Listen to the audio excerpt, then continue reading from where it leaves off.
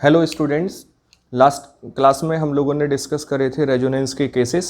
और first case हमने पढ़ा था कि double bond separated by single bond separated by A vacant orbital, और सेकंड हमने पढ़ा था double bond separated by single bond separated by A lone pair of electron. आज उसी केस में उसी ऑर्डर में हम थर्ड केसेस पढ़ेंगे कि double bond separated by single bond separated by unpaired electron. ठीक है ना। इसका एक एग्जाम्पल हम ले लेते हैं। अगर हम इसकी एग्जाम्पल देखें तो हम लिख सकते हैं कि CH2 double bond CH single bond CH2 unpaired electron. इस अनपेयर्ड इलेक्ट्रॉन को हम फ्री रेडिकल भी बोल सकते हैं। तो अगर हम बात करें इसकी एक ऑर्बिटल पिक्चर की, तो इसकी ऑर्बिटल पिक्चर कुछ इस तरीके की होगी कि कार्बन के साथ दो hydrogen, single bond carbon hydrogen single bond, और ये दो हाइड्रोजन, और इस पे एक अनपेयर्ड इलेक्ट्रॉन। चूंकि यहाँ डबल बॉन्ड है तो यहाँ p ऑर्बिटल में साइडवेज ओवरलैपिंग होगी। क्लियर है ना। अब होता क्या है, यहाँ अगर हम देखें तो जो कोवलेंट बॉन्ड है, जो डबल बॉन्ड है, जो कोवलेंट है, यहाँ होमोलाइटिक फिशन होगा। कौन सा फिशन होगा? ये होमोलाइटिक फिशन, होमोलाइटिक फिशन। अब होमोलाइटिक फिशन क्या होता है, एक बार आप इसको यहाँ देख लीजिए। अगर मान लो कोई एक एटम A B के साथ कोवलेंट बॉन्ड बनाता है, और सिंस हमने ये चीज़ सीखी है कि जब कोवलेंट बॉन्ड बनती है तो इलेक्ट्रॉन की म्यूचुअल शेयरिंग होती है, और म्यूचुअल शेयरिंग होने की वजह से इस बॉन्ड का अगर हम फिशन करें तो इस बॉन्ड के फिशन दो तरीके के हो सकते हैं, टू टाइप्स के होंगे। फर्स्ट होमोलाइटिक फिशन में क्या होगा कि जो शेयर्ड पेयर ऑफ इलेक्ट्रॉन है, दोनों ही एटम अपना शेयरिंग इलेक्ट्रॉन अपनी साइड ले जाएं। तो ऐसे केसेस में ए का अपना ए का इलेक्ट्रॉन अपने पास आ जाएगा और बी का इलेक्ट्रॉन अपने पास आ जाएगा। तो ऐसे केसेस में ये फ्री रेडिकल बनते हैं। कौन बनते हैं? Free radical. और इस तरीके की कोवलेंट बॉन्ड की फिशन को हम होमोलाइटिक फिशन कहते हैं।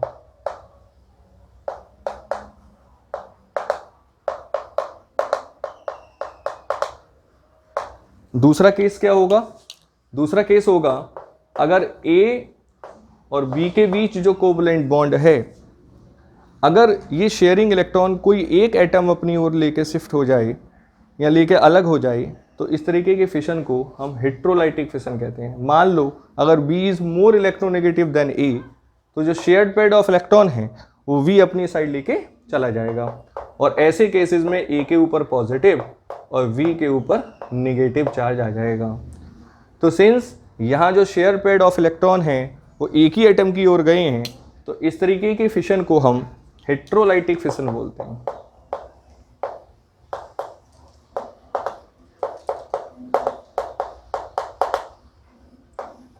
क्लियर है ना। तो बस मैं यहाँ ये कहना चाहता हूँ कि जो कार्बन कार्बन के बीच मल्टीपल बॉन्ड है, जो कोवलेंट बॉन्ड है, यहाँ होमोलाइटिक फिशन होगा। और होमोलाइटिक फिशन होने पर क्या होगा कि दोनों कार्बन अपना एक एक इलेक्ट्रॉन लेके सेपरेट हो जाएंगे। तो एक बार आप इसको देख लीजिए। एक्चुअली ये कोई ज़्यादा आपके काम की चीज़ नहीं है, मेनली तो वही है, तो शायद देख लिया होगा। मैं इसको जगह कर लेता हूँ। अब जहाँ आप देखें तो जैसे ही यहाँ होमोलाइटिक फिशन होगा तो दोनों ही कार्बन पर एक एक अनपेयर्ड इलेक्ट्रॉन आ जाएगा।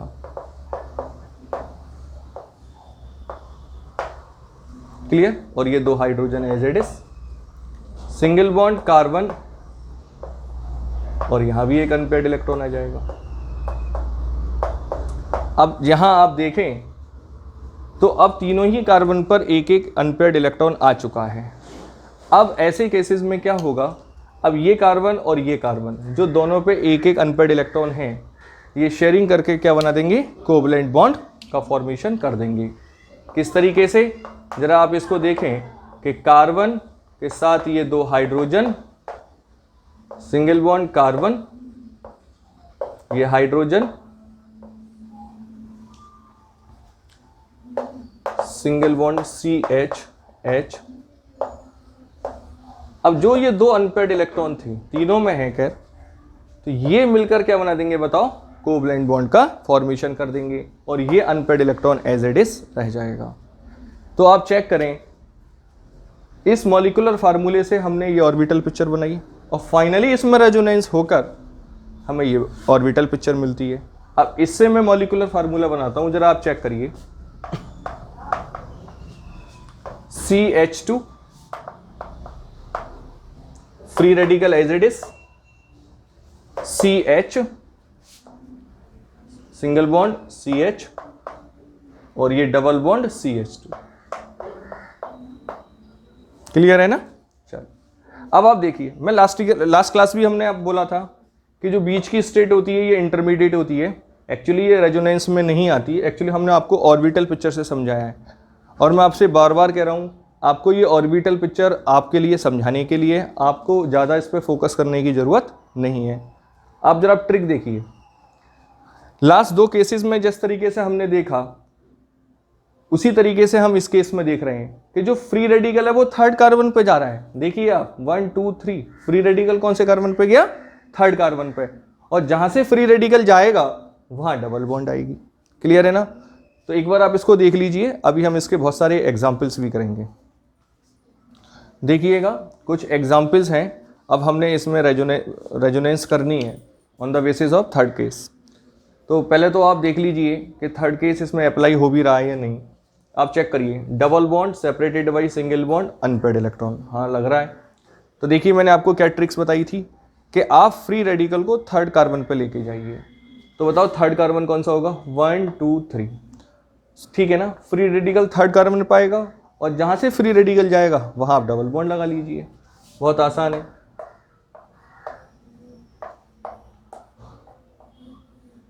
यहाँ डबल बॉन्ड आ जाएगी, फ्री रेडिकल यहाँ आ जाएगा। क्लियर? यहाँ चेक करिए, देखिए double bond separated by single bond free radical, free radical कौन से कार्बन पे जाएगा, थर्ड, 1 2 3 फ्री रेडिकल यहाँ आएगा, डबल बॉन्ड यहाँ आ जाएगी।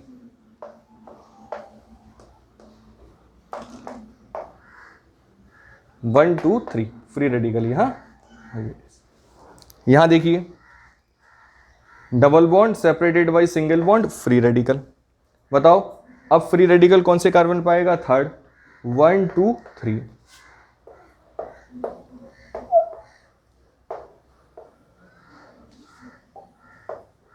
कहाँ जाएगा बताओ, 1 2 3 ये, और जहां से फ्री रेडिकल जाएगा वहां आप डबल बॉन्ड लगा लीजिए, आसान है। यहां देखिएगा double bond separated by single bond free radical. तो बताओ फ्री रेडिकल कौन से कार्बन पे जाएगा, थर्ड, 1 2 3, कुछ ये बनेगा एग्जाम्पल, और जहां से फ्री रेडिकल जाता है वहां डबल बॉन्ड हो जाती है। देखो 1 2 3 फ्री रेडिकल ये आ गया और दो बॉन्ड एज इट इज रहेंगी। देखिए क्या इसमें आगे रेजोनेंस हो सकती है, बिल्कुल होगी, चेक कर लीजिए आप। Double bond separated by single bond free radical. तो बताओ फ्री रेडिकल कौन से कार्बन पे जाएगा, थर्ड, 1 2 3। तो फ्री रेडिकल हमारा थर्ड कार्बन पे जाने वाला है। आप एक बार इसको भी देख लीजिए, यहां आ जाएगा फ्री रेडिकल। देखिए आगे हो सकता है, बिल्कुल होगा। Double bond separated by single bond free radical, third carbon पे जाएगा 1 2 3।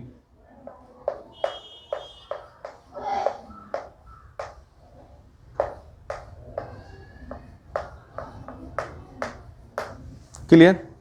ठीक है, लास्ट एग्जाम्पल है, चेक करिए। देखिए double bond separated by single bond नहीं लगा केस, यहां से भी नहीं लग रहा। डबल बॉन्ड सिंगल बॉन्ड यहां लग रहा है। Double bond separated by single bond separated by unpaired electron. क्या होगा जरा देखें, 1 2 3 फ्री रेडिकल यहां आ जाएगा और डबल बॉन्ड यहां आ जाएगी।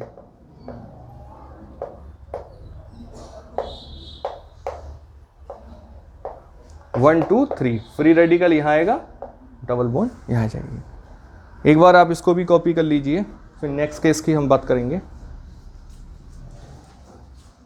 अब बात करते हैं हम केस नंबर 4। और केस 4 क्या होगा कि double bond separated by single bond separated by double bond. Clear? इसके कुछ एग्जाम्पल्स, तो एक एग्जाम्पल लेके हम डिस्कस करते हैं। क्या होगा कि CH2 double bond CH single bond C double bond O single bond H। Check कर लीजिए, double bond separated by single bond separated by double bond. Clear है ना? आओ इसकी ऑर्बिटल पिक्चर की हम बात करें तो इसकी ऑर्बिटल पिक्चर क्या बनेगी, कार्बन के साथ ये दो हाइड्रोजन सिंगल बॉन्ड CH और ये इसके साथ मल्टीपल बॉन्ड बनेगी, सिंगल बॉन्ड कार्बन और ये ऑक्सीजन। ये चाहो तो हाइड्रोजन आप ये हाइड्रोजन कार्बन के साथ यहीं पे दिखा सकते हो, और क्योंकि कार्बन और ऑक्सीजन में मल्टीपल बॉन्ड है। तो इसकी ये ऑर्बिटल पिक्चर रही। आओ बात करते हैं इसके अंदर रेजोनेंस का। देखिए रेजोनेंस के लिए यहीं पे कर लेते हैं। बताओ यहाँ दो लॉन पेयर ऑफ इलेक्ट्रॉन होंगे, अब पाई इलेक्ट्रॉन कुछ इस ओर शिफ्ट होंगे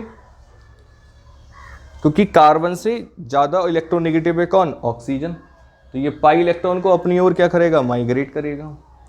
जैसे ही ये पाई इलेक्ट्रॉन को माइग्रेट करेगा तो कुछ कंडीशन आपको इस तरीके की नज़र आएगी, double bond CH single bond oxygen, और इसको भी इस तरीके से कर लो आप, ऑक्सीजन और सिंगल बॉन्ड हाइड्रोजन, और इसके ऊपर पॉजिटिव चार्ज आ जाएगा और ये नेगेटिव।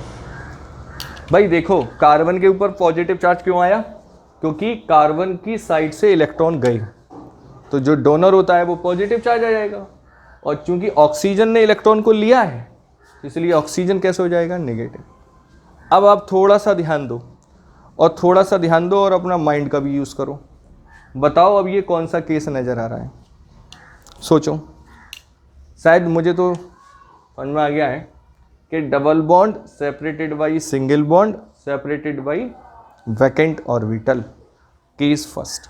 चेक करिए आप, double bond separated by single bond separated by vacant orbital, first case है।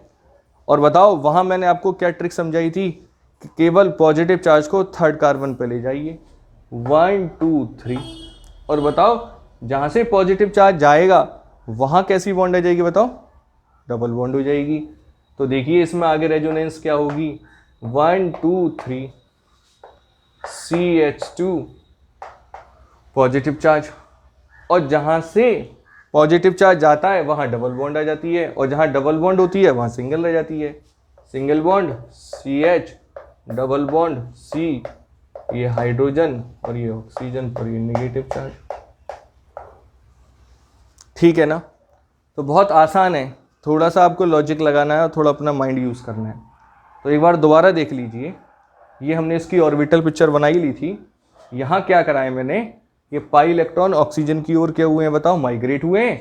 तो जैसे ही पाई इलेक्ट्रॉन ऑक्सीजन की साइड जाएंगे तो ऑक्सीजन पर जहाँ पहले 2 लॉन पेयर थे अब 3 हो जाएंगे, क्योंकि एक lone pair of electron extra आ चुका है तो उसकी वजह से नेगेटिव चार्ज आएगा, और जहाँ से जाते हैं उस कार्बन पर कैसा चार्ज आ जाएगा, पॉजिटिव। अब इस केस को आप पकड़िए और यहाँ देखिए कि ये कौन सा केस बन चुका है। अब ये केस फर्स्ट बन चुका है कि double bond separated by single bond separated by vacant orbital, और वहाँ हम लोगों ने सीखा था कि चार्ज को थर्ड प्लेस पे ले जाइए, 1 2 3 देखो आ गया है, और जहाँ से चार्ज आएगा वहाँ डबल बॉन्ड आ जाएगी, और जहाँ डबल बॉन्ड होगी वहाँ सिंगल बॉन्ड हो जाएगी। एक बार आप इसको देख लीजिए, इसके भी हम बहुत सारे भी एग्जाम्पल्स करेंगे। देखिए कुछ एग्जाम्पल्स हैं, इन क्वेश्चनों में हमने सॉल्व करना है और रेजोनेंस इसके अंदर करनी है। तो पहले तो आप चेक करिए कि क्या इसमें केस नंबर 4 लग भी रहा है या नहीं। देखिए double bond separated by single bond separated by double bond, double bond separated by single bond separated by double bond, double bond separated by single bond separated by double bond. बिल्कुल हमारा case 4 apps में apply हो रहा है। अब इसमें हम resonance करेंगे। देखिए मैंने आपको बताया था कि ये पाई इलेक्ट्रॉन ऑक्सीजन की साइड शिफ्ट होंगे, और जैसे ही ऑक्सीजन की ओर शिफ्ट होंगे तो बताओ ये ऑक्सीजन कैसा हो जाएगा, नेगेटिव। देखिए एक बात और बताना चाह रहा हूँ, जब भी ऑक्सीजन डबल बॉन्ड के साथ बॉन्डेड होता है तो वहाँ ऑलरेडी 2 लॉन पेयर होते हैं। एक्चुअली हम इसको शो नहीं करते हैं बट आपको ये आना चाहिए। अब बताइए, जैसे ही ये ऑक्सीजन को पाई इलेक्ट्रॉन मिलेंगे तो ऑक्सीजन तो कैसा हो चुका होगा, नेगेटिव, और एक लोन पेयर और आ जाएगा, देखो 3 हो चुके हैं, उसके साथ ये हाइड्रोजन। अब बताओ ये कार्बन कैसा हो चुका होगा, पॉजिटिव, और ये डबल बॉन्ड यहां ऑलरेडी रह चुकी होगी, हाँ या ना। अब देखिए केस फर्स्ट आ चुका है इसके अंदर, double bond separated by single bond separated by vacant orbital, तो ये भी आगे बढ़ेगी रेजोनेंस। अब ये पाई इलेक्ट्रॉन इस कार्बन की ओर शिफ्ट हो जाएंगे। देखिए मैं आपसे बार बार कह रहा हूँ, ये रेजोनेंस आपको बहुत अच्छी तरीके से आना चाहिए, क्योंकि हम लोग जब 12th की ऑर्गेनिक केमिस्ट्री स्टार्ट करेंगे तो वहाँ इसका बहुत बड़ा यूज़ है।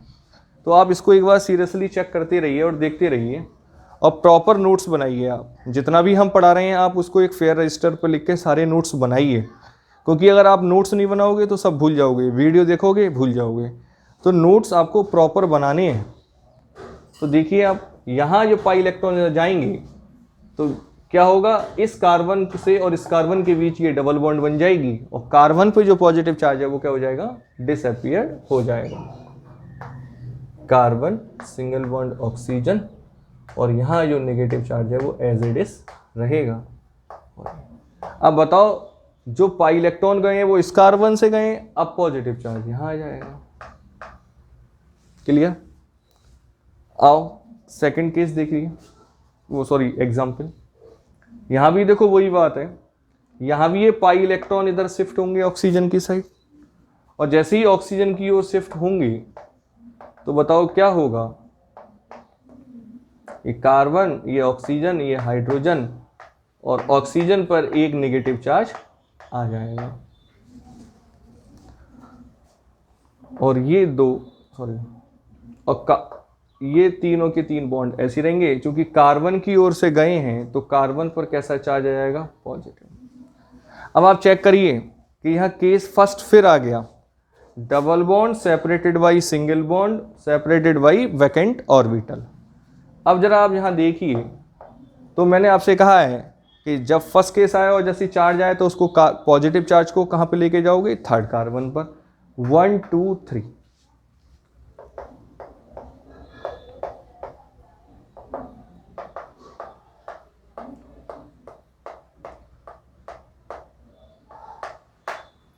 बताइए चार्ज कहाँ जाएगा, थर्ड कार्बन पर, थर्ड कार्बन ये होगा, वो बॉन्ड ऐसे ही रह जाएंगे। देखिए फिर double bond separated by single bond vacant orbital, third carbon पर फिर जाएगा।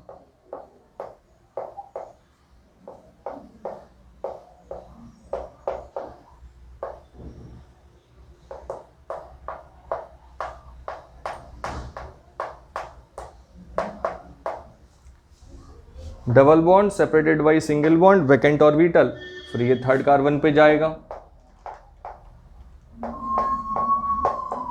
थर्ड कार्बन पे जाएगा तो आप देखिए जहां से चार्ज जाएगा वहां डबल बॉन्ड आ जाएगी, कुछ ये आ जाएगा।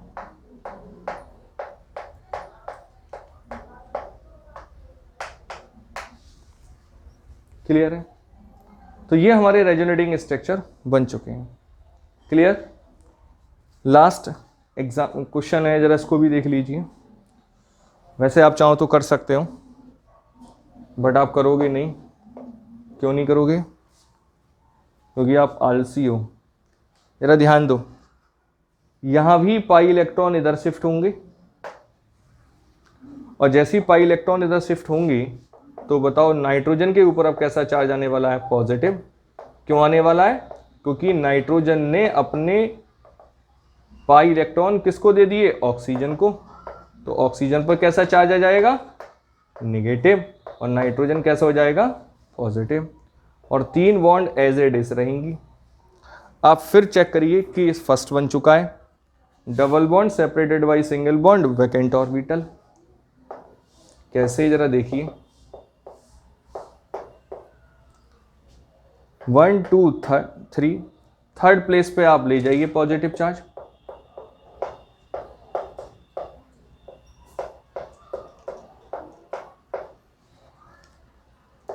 और जहाँ से पॉजिटिव चार्ज जाएगा वहाँ डबल बॉन्ड बन जाएगी और 2 बॉन्ड एज इट इज रहेंगी।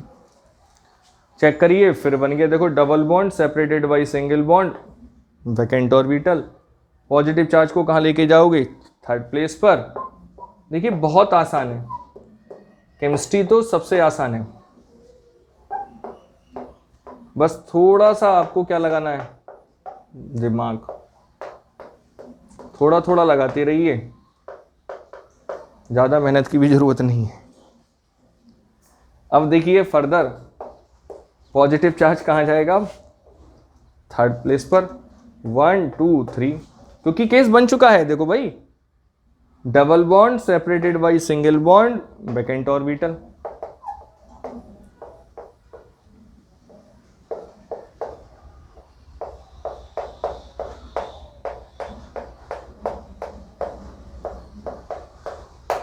क्लियर? एक बार आप इनको कॉपी कर लीजिए, फिर मिलते हैं हम अपने नेक्स्ट केस से। आओ अब मिलते हैं अपने केस नंबर 5। तो बताओ केस 5। केस 5 क्या है? एक्चुअली केस 5 बैक बॉन्डिंग का है। क्या बनेगा कि lone pair of electron separated by vacant orbital. Actually ये बैक बॉन्डिंग का केस बनता है। काय का केस है ये? बैक बॉन्डिंग का। अगर आप बैक बॉन्डिंग को डिटेल में पढ़ना चाहें तो आप केमिकल बॉन्डिंग की वीडियोस देखिए। लास्ट वीडियो में भी मैंने बोला था केमिकल बॉन्डिंग केमिस्ट्री के लिए बहुत इंपॉर्टेंट चैप्टर है और सारे कॉन्सेप्ट आपके केमिकल बॉन्डिंग से ही क्लियर होते हैं। तो प्लीज़ एक बार आप केमिकल बॉन्डिंग की भी वीडियो ज़रूर देखिए। तो क्या है, खैर मैं यहाँ तो इसको आपको समझा लूँगा, अब ज़्यादा टेंशन ना लें बैक बॉन्डिंग के बारे में। तो इसके एक एग्जाम्पल ले लेते हैं। CH2 positive charge. देखिए पॉजिटिव चार्ज आएगा जब ये एक वैकेंट ऑर्बिटल होगा। सिंगल बॉन्ड ऑक्सीजन और ये देखिए ये वैकेंट ऑर्बिटल हो गया और यहाँ लोन पेयर ऑफ इलेक्ट्रॉन हो गया। अब ये ना देखेंगे पहले लोन पेयर ही होगा फिर वैकेंट ऑर्बिटल होगा, ऐसा भी हो सकता है पहले वैकेंट हो फिर लोन पेयर हो, एक दूसरे से सेपरेट होने चाहिए। क्लियर? अब जरा आप यहाँ देखें ऐसे केसेस में होता क्या है। ऐसे केसेस में कुछ नहीं होता, केवल जो लोन पेयर ऑफ इलेक्ट्रॉन है वो वैकेंट ऑर्बिटल के अंदर चले जाते हैं, इसीलिए इसको हम बैक बॉन्डिंग बोलते हैं। क्लियर है ना? तो आप यहाँ चेक करें तो यहाँ भी वही केस होने वाला है। क्या होने वाला है कि यहाँ जो पाई इलेक्ट्रॉन है वो इस ओर शिफ्ट हो जाएंगे। किस ओर? एक्चुअली अगर आप इसको देखना चाहें तो इसकी अगर मैं आपको ऑर्बिटल पिक्चर बनाना चाहूँ तो आपको बताऊँ कुछ इस तरीके की होगी कि ये कार्बन और ये 2 हाइड्रोजन और ये इसका एक वैकेंट ऑर्बिटल होगा, सिंगल बॉन्ड ऑक्सीजन, और यहाँ क्या होगा ये बताओ? लोन पेयर ऑफ इलेक्ट्रॉन होंगे और ये लोन पेयर ऑफ इलेक्ट्रॉन इस वैकेंट ऑर्बिटल के अंदर चले जाएंगे। यहाँ पॉजिटिव चार्ज है इसीलिए इसके अंदर वैकेंट ऑर्बिटल है। तो सिंस इसका फाइनली अगर मैं रेजोनेटिंग स्ट्रक्चर आपको बना के दिखाऊं तो कुछ इस तरीके का होगा। आप यहाँ देख लीजिए कि CH2 और जैसे ये पाई इलेक्ट्रॉन इस ओर शिफ्ट होंगे तो बताओ यहाँ कैसी बॉन्ड बन जाएगी? डबल और ऑक्सीजन। अब जो पॉजिटिव चार्ज है वो यहाँ आ जाएगा। क्यों आएगा? क्योंकि ऑक्सीजन ने अपने लोन पेयर ऑफ इलेक्ट्रॉन इस कार्बन के वैकेंट ऑर्बिटल के अंदर दे चुके हैं। तो देखो यहाँ भी रेजोनेंस का हमने 5th केस कंप्लीट करा। इसके कुछ एग्जाम्पल्स को भी हम डिस्कस करेंगे। एक बार प्लीज इसको आप कॉपी कर लीजिए। देखिए कुछ क्वेश्चंस हैं, इनको भी हमें सॉल्व करना है। एक्चुअली इनकी रेजोनेटिंग स्ट्रक्चर बनाने हैं। तो पहले तो आप चेक करिए कि इसमें 5th केस हमारा लग रहा है या नहीं। 5th केस हमारा क्या कहता है कि एक lone pair of electron separate होने चाहिए वैकेंट ऑर्बिटल से, या उल्टा बोल दो आप कि वैकेंट ऑर्बिटल सेपरेट होना चाहिए लोन पेयर ऑफ इलेक्ट्रॉन से। तो देखिए यहाँ वैकेंट ऑर्बिटल है, ऑलरेडी एक लोन पेयर ऑफ इलेक्ट्रॉन है। यहाँ वैकेंट ऑर्बिटल है, एक लोन पेयर है, यहाँ भी, एक्चुअली सभी में ही है और कुछ नहीं है, सीधा सा केसेस है ये तो बेचारा कि जहाँ लोन पेयर ऑफ इलेक्ट्रॉन है वो वैकेंट ऑर्बिटल में आप ट्रांसफ़र कर दीजिए। तो बताओ यहाँ क्या बनेगा कि CH2 double bond N H2 और यहाँ कैसा चार्ज आ जाएगा? पॉजिटिव। क्यों? क्योंकि nitrogen lone pair of electron carbon side दे चुका है। सिंस यहाँ भी यही होने वाला है, ये पाई इलेक्ट्रॉन यहाँ शिफ्ट होने वाले हैं और ये CH2 double bond sulphur single bond, अब पॉजिटिव चार्ज सल्फर पे आ जाएगा। क्यों? कि सल्फर ने एक lone pair of electron carbon को दे दिया है। सिंस फ्लोरीन के केस में भी यही होगा, क्या होगा कि ये पाई इलेक्ट्रॉन अपने कहाँ दे देगा? यहाँ। तो CH2 डबल बॉन्ड F और ये पॉजिटिव चार्ज यहाँ जाएगा। यहाँ देखिए, यहाँ ऑक्सीजन इस जो ये वाला जो कार्बन है इस पर पॉजिटिव चार्ज है, इसका मतलब यहाँ एक वैकेंट ऑर्बिटल है और ये अपने लॉन पेयर ऑफ इलेक्ट्रॉन इस कार्बन को दे देगा।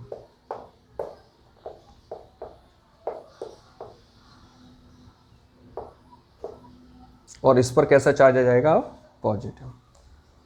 और यहाँ कैसी बॉन्ड बन जाएगी? अब ये डबल। क्लियर? अच्छा, यहाँ देख लीजिए, यहाँ नाइट्रोजन इस कार्बन को दे देगा अपने पाई लॉन पेयर ऑफ इलेक्ट्रॉन। तो नाइट्रोजन जैसे ही अपने लॉन पेयर ऑफ इलेक्ट्रॉन इस कार्बन को देगा तो यहाँ डबल बॉन्ड आ जाएगी और नाइट्रोजन के ऊपर कैसा चार्ज आ जाएगा? पॉजिटिव। क्यों? क्योंकि नाइट्रोजन अपने लॉन पेयर ऑफ इलेक्ट्रॉन इस कार्बन को शिफ्ट कर चुका है। यहां देखिए, क्या यहां ये केस लग सकता है? भाई लॉन पेयर ऑफ इलेक्ट्रॉन तो है पर मुझे वैकेंट ऑर्बिटल तो दिख ही नहीं रहा। क्या है? यहां भी है। आप केस नंबर 2 ध्यान रखिए, वहां भी मैंने एक बोरॉन का आपको एग्जाम्पल दिया था। स्टूडेंट्स, यहां हमारे पास 3 सिग्मा बॉन्ड हैं और 3 सिग्मा बॉन्ड होने से इसमें sp2 हाइब्रिडाइजेशन है और sp2 हाइब्रिडाइजेशन होने से pz ऑर्बिटल अनहाइब्रिडाइज्ड है जो कि प्लेन के परपेंडिकुलर होगी। तो बोरॉन में आप देख लीजिए 5 बोरॉन 1s2 2s2 2p1। तो बोरॉन जब एक्साइटेड स्टेट में जाएगा तो बोरॉन के ये 2s और 2p, s में 2 इलेक्ट्रॉन थे, p में 1। जैसे ही बोरॉन अपनी एक्साइटेड स्टेट में गया होगा, 1 इलेक्ट्रॉन इधर शिफ्ट हो चुका होगा। तो बताओ बोरॉन में कौन सा हाइब्रिडाइजेशन हुआ? sp2। तो बताओ ये pz ऑर्बिटल अनहाइब्रिडाइज्ड है जो कि यहाँ वैकेंट होगी। तो स्टूडेंट्स, इस चीज़ का आप ध्यान रखिए। मैं आपको लास्ट लेक्चर में भी आपको मैंने बताया था कि पॉजिटिव चार्ज होने से ही, पॉजिटिव चार्ज है तो वैकेंट ऑर्बिटल होगा ही, इसमें नो डाउट। बट अगर पॉजिटिव चार्ज नहीं है तब भी ऐसे बहुत सारे एग्जाम्पल्स बन जाते हैं जहां वैकेंट ऑर्बिटल होती है। तो वहां प्लीज़ आप हाइब्रिडाइजेशन से चेक कर लिया करो। अब देखिए, यहाँ भी क्या होगा कि जो पाई लॉन पेयर ऑफ इलेक्ट्रॉन है वो शिफ्ट हो जाएंगे इस साइड, क्योंकि बोरॉन में एक वैकेंट ऑर्बिटल है। मेरे पास जगह नहीं है, नीचे बना दूँ, आप एडजस्ट कर लेना कि इसी को रफ कर लेता हूँ।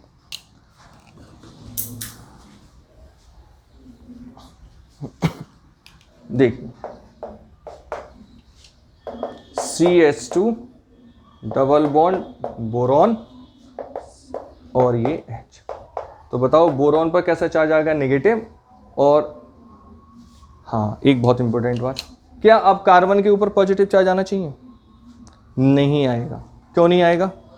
अरे भाई, कार्बन पर नेगेटिव चार्ज क्यों था? क्योंकि इसने लॉन पेयर ऑफ इलेक्ट्रॉन ले रखे थे, किसी के ले रखे होंगे, जब तो नेगेटिव चार्ज था।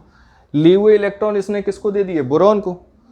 तो अब जो लिए थे वो ही चले गए, इसलिए इस पर कोई पॉजिटिव चार्ज नहीं आएगा, बल्कि ये न्यूट्रल हो जाएगा। क्लियर? एक बार आप इसको देख लीजिए। इसका एक केस और पढ़ाते हैं, बहुत इंपॉर्टेंट है, जिसका नाम है बोराजॉल, दैट इज इनऑर्गेनिक बेंजीन। कौन सा है? इसका एग्जाम्पल नंबर शायद जो भी हो, क्वेश्चन नंबर जो हो आप डाल सकते हैं। इनऑर्गेनिक बेंजीन,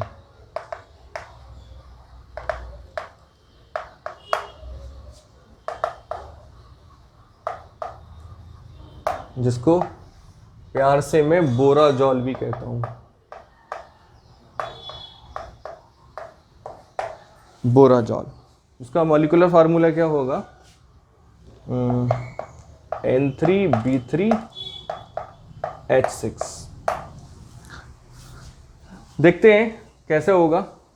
ये बोरॉन, ये नाइट्रोजन, फिर बोरॉन, फिर नाइट्रोजन, फिर नाइट्रोजन और ये बोरॉन।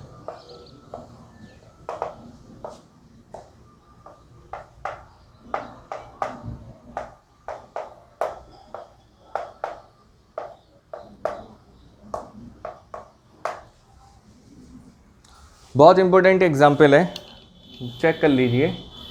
बताओ नाइट्रोजन पर एक लोन पेयर होता है? बिल्कुल होता है। अब बताओ बोरॉन पर अभी डिस्कस करा था हमने 1 2 3 3 सिग्मा sp2 हाइब्रिडाइजेशन। हर एक बोरॉन में एक pz ऑर्बिटल अनहाइब्रिडाइज्ड है। अनहाइब्रिडाइज्ड है इसका मतलब क्या है? वो वैकेंट है। देखिए lone pair separated by vacant orbital, lone pair separated by vacant orbital और lone pair separated by vacant orbital. तो यहाँ भी ये केस अप्लाई होगा। तो देखो क्या होगा, ये लोन पेयर ऑफ इलेक्ट्रॉन इस वैकेंट ऑर्बिटल में चले जाएंगे, ये लोन पेयर इसमें चले जाएंगे और ये लोन पेयर यहाँ चले जाएंगे। तो देखिए कुछ इस तरीके का स्ट्रक्चर हमें मिलेगा। ये बोरॉन, ये नाइट्रोजन, ये बोरॉन, ये नाइट्रोजन, ये बोरॉन और ये नाइट्रोजन। देखिए सबके पास एक एक हाइड्रोजन है।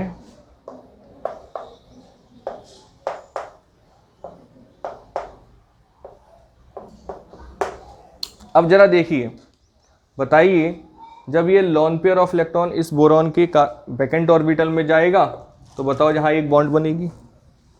और सिंस ये नाइट्रोजन ने लोन पेयर दिए हैं तो बताओ इस पर कैसा चार्ज आ जाएगा? पॉजिटिव। और इस बोरॉन ने ये लोन पेयर ऑफ इलेक्ट्रॉन लिए हैं तो ये क्या हो जाएगा? नेगेटिव। इसी तरीके से ये नाइट्रोजन भी क्या हो जाएगा? बताओ पॉजिटिव और बोरॉन नेगेटिव। और यहाँ भी कैसी बॉन्ड बन जाएगी? ये डबल बॉन्ड बनेगी। अब ये वाले लोन पेयर जब इस साइड आएंगे तो यहाँ डबल बॉन्ड बनेगी और यहाँ पॉजिटिव चार्ज आएगा तो ये बोरॉन नेगेटिव। तो इस तरीके से इसको हम प्यार से इनऑर्गेनिक बेंजीन भी बोलते हैं। और हमारा केस नंबर 5 का ये लास्ट एग्जाम्पल था। और भी बहुत सारे एग्जाम्पल हो सकते हैं। अगर मैं इस तरीके से सारे एग्जाम्पल पढ़ाऊँ तो शायद ये वीडियो बहुत लंबी हो जाएगी। तो प्लीज़ एक बार आप NCERT से भी क्वेश्चन करो और अगर कोई प्रॉब्लम हो तो कमेंट बॉक्स में ज़रूर कमेंट करिए, मैं और भी आपको एग्जाम्पल दे सकता हूँ। एक बार आप इसको कॉपी कर लीजिए, फिर हम बढ़ते हैं अपने लास्ट केस और केस नंबर 6। अब रेजोनेंस का हम 6 केसेस पढ़ेंगे और जो कि हमारा लास्ट केस होगा। और इसमें क्या होगा, अब यहाँ आप चेक करिए, क्लोरीन में वैकेंट d ऑर्बिटल होता है, फ्लोरीन में नहीं होता। क्लोरीन में होता है, ब्रोमीन में, आयोडीन में, सब में होगा एक्सेप्ट फ्लोरीन। और यहाँ देखिए आप लोन पेयर ऑफ इलेक्ट्रॉन है तो यहाँ भी क्या होगी? बताओ रेजोनेंस होगी। और ऐसे केसेस में क्या होते हैं कि जो लोन पेयर ऑफ इलेक्ट्रॉन होते हैं वो वैकेंट d ऑर्बिटल के अंदर ट्रांसफ़र हो जाते हैं। तो यहाँ भी क्या होगा, ये लोन पेयर ऑफ इलेक्ट्रॉन है आपके कुछ इस तरीके से शिफ्ट हो जाएंगे। अब बताओ, चूंकि क्लोरीन ने लोन पेयर ऑफ इलेक्ट्रॉन ये लिए हैं तो क्लोरीन पर अब कैसा चार्ज आ जाएगा? नेगेटिव। और कार्बन के ऊपर कोई चार्ज नहीं आएगा क्योंकि कार्बन के ऊपर जो लोन पेयर ऑफ इलेक्ट्रॉन थे इसलिए नेगेटिव चार्ज था। वो लोन पेयर ऑफ इलेक्ट्रॉन अब वैकेंट d ऑर्बिटल में चले गए हैं इसलिए वहाँ से नेगेटिव चार्ज डिसअपियर्ड हो जाएगा, बट क्लोरीन के ऊपर नेगेटिव चार्ज आ जाएगा। तो स्टूडेंट्स केस नंबर 6 पर बहुत कम क्वेश्चन मिलने के चांसेस होते हैं। हालांकि 1 to 5 केसेस बहुत इंपॉर्टेंट हैं और मैंने यहाँ पूरी तरीके से सभी केस को कवर कर लिया है और मोस्टली एग्जाम्पल भी आपके सामने कवर करे हैं। तो रेजोनेंस का मैं टॉपिक यहीं पे कंप्लीट करता हूँ और आई होप आपको समझ में आया होगा। और नेक्स्ट क्लासेस में या नेक्स्ट वीडियो में हम देखेंगे मीज़ोमेरिक इफ़ेक्ट और बहुत जल्दी हम अब GOC को कंप्लीट करने वाले हैं और फिर हम स्टार्ट करेंगे क्लास 12 की organic chemistry. Thank you and have a nice day.